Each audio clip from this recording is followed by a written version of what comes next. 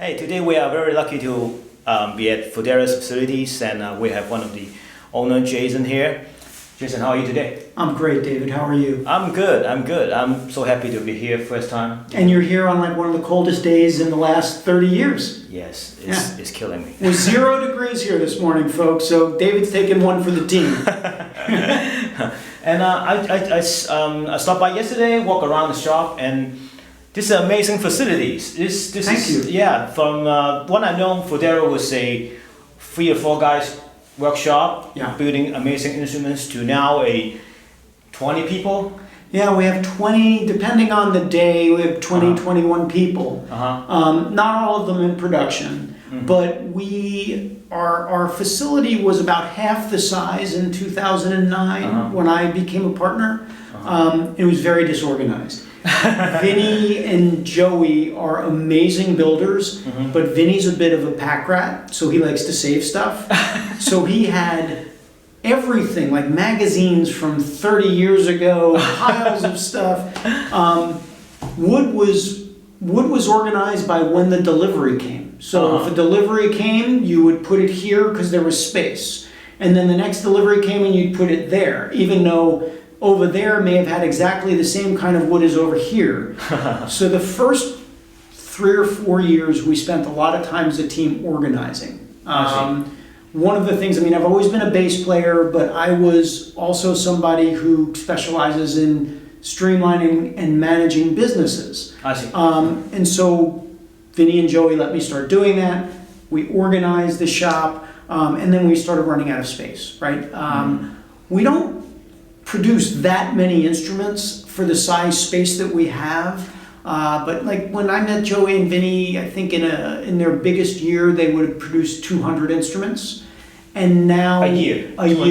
With 3 guys, 4 guys. There were anywhere between 3 and 5 people at any given time.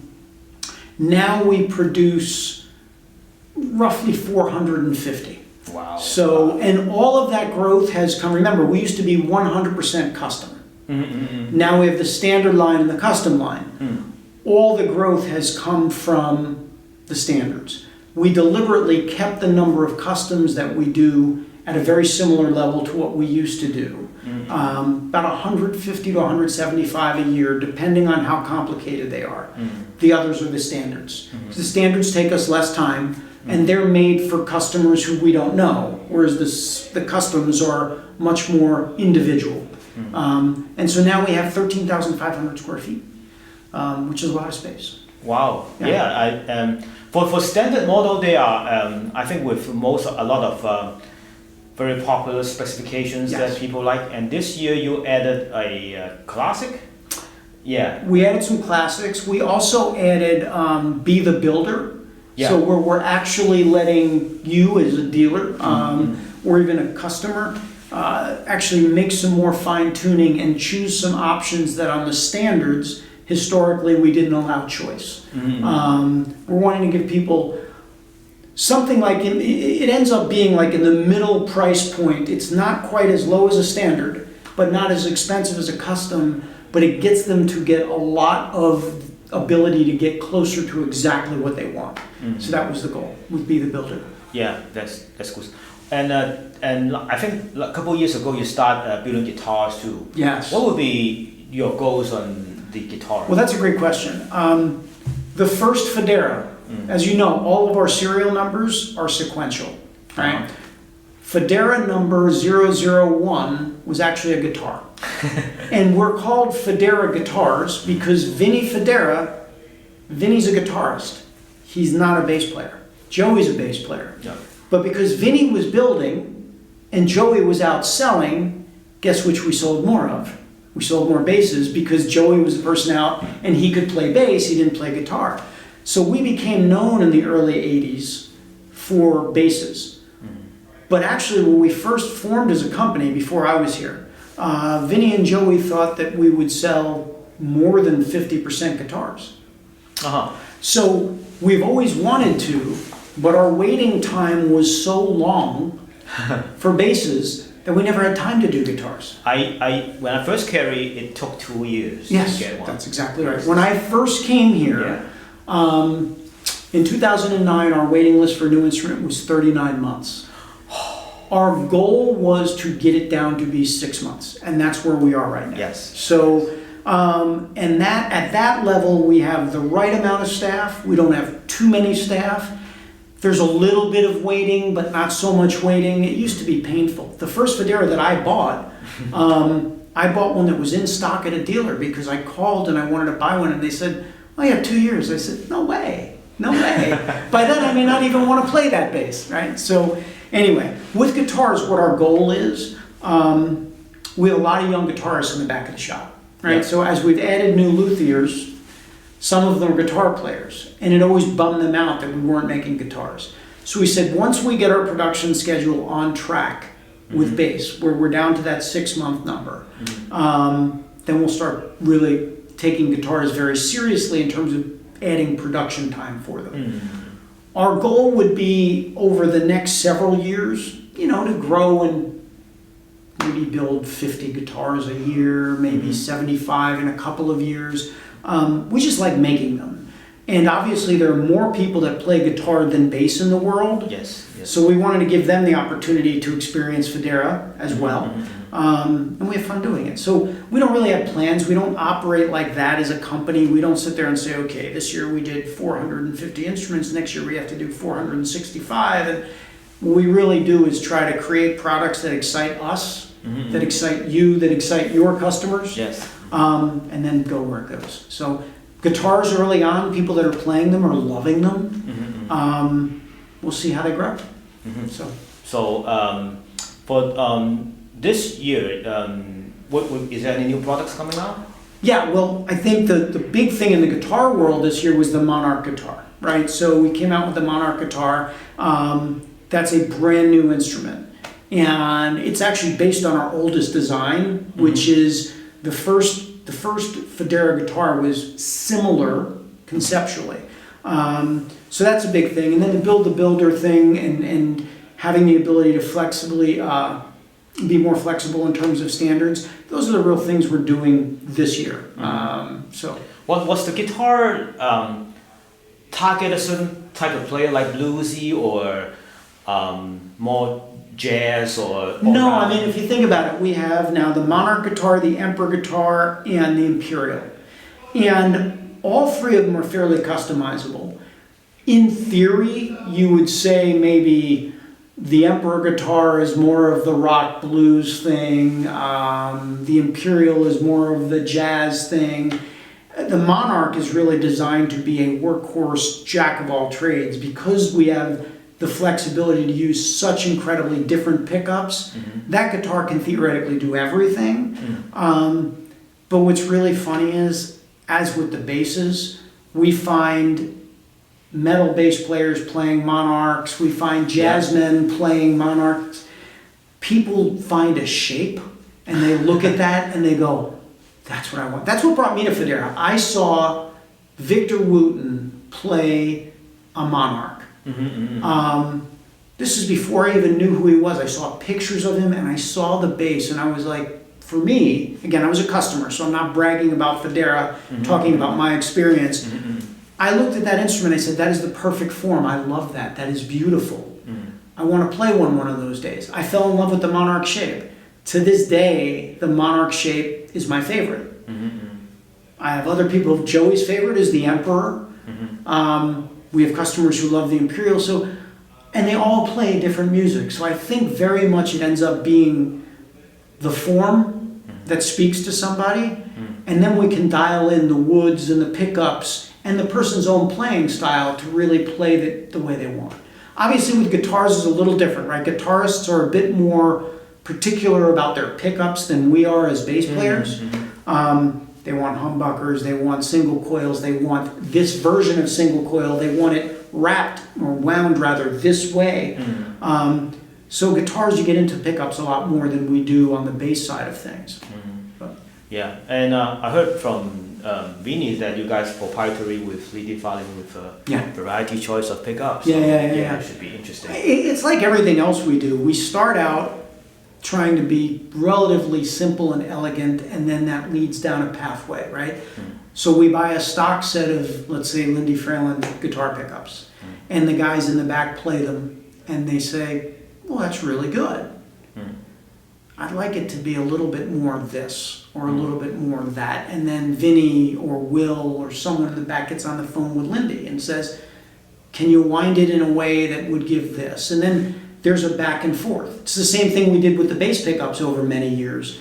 And then you keep tweaking and tweaking, and everything here is done by ear. We don't use spectrum analyzers. I was even talking to you earlier about the way we set up our own basses, right? If I set up a bass for a customer, I'm going to measure it so that I can tell him or her how I set it up. But for ourselves, it's all ear. You know, pickup height is by ear, action is by feel. Pickup voicing has always been by ear. When we decided with Anthony Jackson where his pickup would go on his bass, we just kept moving it slightly until Joey, Vinny, and Anthony said, that's exactly what we want it to sound like. We didn't, and then we measured, right? So it was, we did it that way. And that's the same thing with the guitar pickups. So Lindy's winding some pickups for us that are proprietary to us only because going through the process of listening to them, they ended up being different. Okay, then there's a lot of good new stuff coming for Fodera's, and of course, please pay attention to Fodera's guitar coming. So thanks, Joey, for today. And David, thank you for being such a long-standing supporter. I remember meeting you at NAMM many years ago. Yes. And it's always been a pleasure to be with you, and we really hope you get home safe and that it's a lot warmer back home. Yes, please. Thank you. Thanks, Jason. Thanks. Yeah.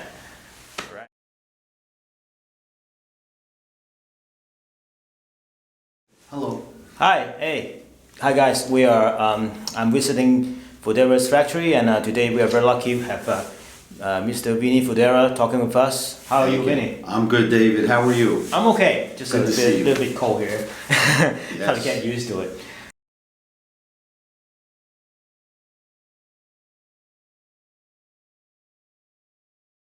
That's a good question. It all started way back in the beginning of the company when Joey and I started building basses together in 1983. It was our desire to have our own style, our own look. We wanted to stand apart from the other basses being built at the time. So one of the ideas was to make book-matched exotic wood tops. And that gave us an opportunity to have our own look and our own style.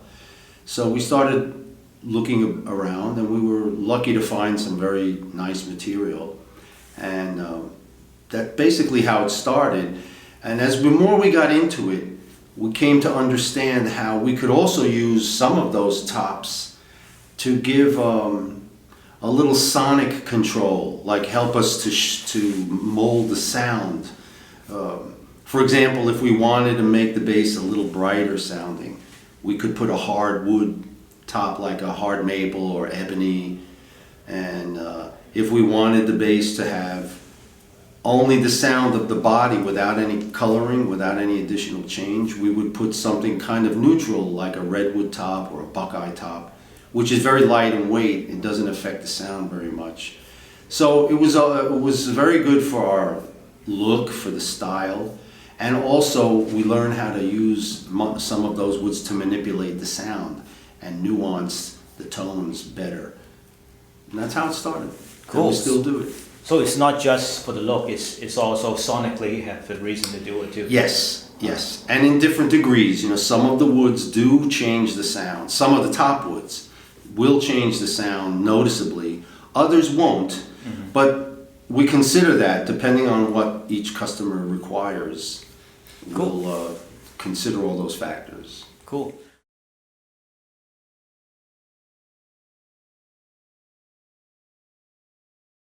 Oh, that's another good question. Well, one of the things I'm proud of is our willingness to listen to other people's ideas. You know, I don't think any one artist or craftsman could possibly know everything. So when Joey and I started making friends with some of these great musicians like Anthony Jackson, like Victor, like Matt Garrison and Lincoln Goines and all those wonderful players, and we would listen to them, and very often they would suggest something that we didn't think of. You know, they would ask for some change to the bass, like Anthony is the perfect example. When he came to us, he wanted a 6-string contrabass guitar, and that such a thing really didn't exist, so we had to think of how to build one and satisfy his needs. And everyone we work with, even if it's not intentional or deliberate, just in talking, and we'll discover certain features that they wish they had that would let them play their music even better. So we were lucky to have them give us this very valuable information, and Joey and I were always open to these ideas, you know, and then many times we would just try something that like one of our friends would suggest, and often we would make a great discovery and we might incorporate those ideas into our designs, and that's how our basses evolved and became better and better. We were lucky to have great talent to talk to and give us great ideas. Who is the most interesting guys that they work with? Well, probably I'd have to say Anthony Jackson, because of all the musicians that I know and have worked with, Anthony's the one who was most involved directly in the design and development of the 6-string bass. He dedicated a lot of his time and energy to work with us, to test, to give suggestions, to try, you know, he would be like a test pilot. We would build something, then he would take it out and play it and give us a very, very honest assessment of what we had done. And if it were an improvement over the previous instruments, we would keep it. It would be great. If something wasn't right, he would tell us, and then we would improve it, we would fix it. So with his help, we were able to perfect the 6-string contrabass. And I think more than anybody else, he was the one most personally involved in developing an instrument.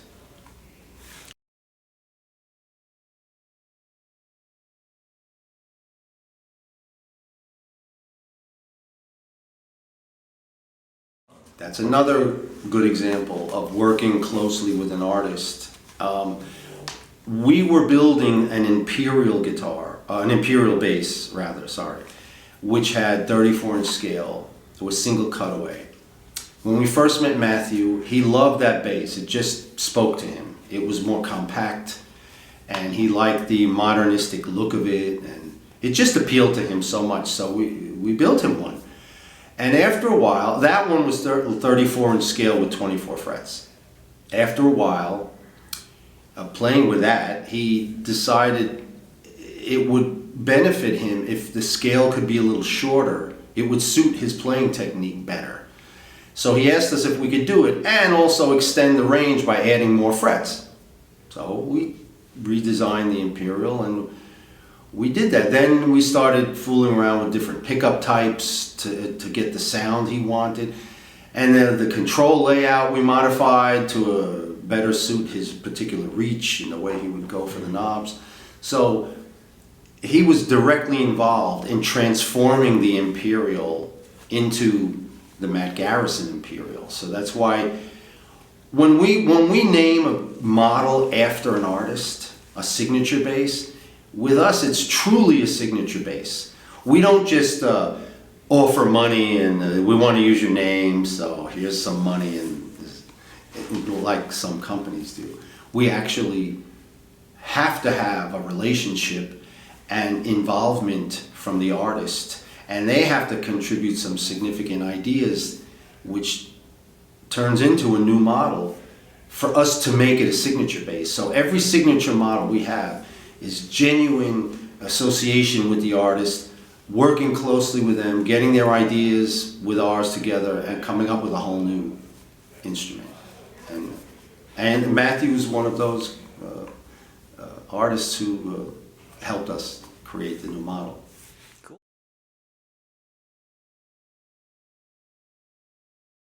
Oh, gladly, yes, Yeah. thanks. The Fodera guitar, well, first of all, most people didn't realize or don't realize that we've always built guitars. The reason is that we've built many more basses than guitars. The guitars were always a custom order on a custom order basis. So we would only build a few guitars every year. Most of our work has been bass guitars. But recently we decided that we'd like to offer some of our designs to the guitar community. And so we decided to start making some regular models, which include now the Emperor guitar, the Imperial, and we just recently offered the Monarch guitar. And so far they're doing very well. They're very, very well thought out. We try not to emulate other popular models too much. You know, we try to make them have original features so that they're different and you have another flavor, you know, some new sounds and styles that you can add to your tonal palette and to your arsenal of guitars. So they're really interesting and quite original, and I hope some of you look them up and check them out. Yeah, I listened to some of the guitars here demoed, and they sound really good. Even I'm a bass player, I think they sounded really good. You guys should David. check it out. Appreciate that. Thank you. And thanks, Vinny, for your time today. David, it's my pleasure. Yeah, Thanks for having me and for letting me get to know your friends and your folks out there. I appreciate the chance to speak to all of you. Thank you, and thanks, David. Yeah, you're welcome.